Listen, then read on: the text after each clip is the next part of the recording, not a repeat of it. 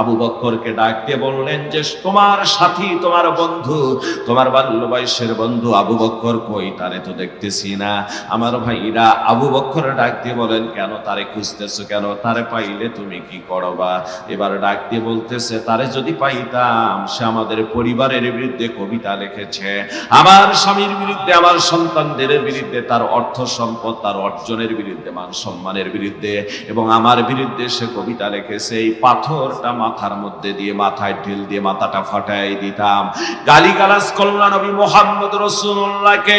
না পাওয়ার পর উম্মে জামিল যখন বাড়ির দিকে ফিরে যায়, আবু বকর ডাক দিয়ে বলেন, ইয়া রাসূলুল্লাহ, ইয়া হাবিবাল্লাহ, নবীজি,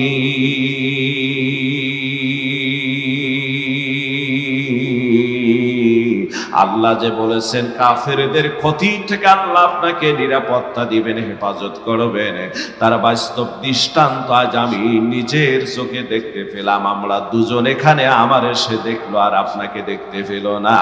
জোরে বলা যাবে কি সুবহানাল্লাহ।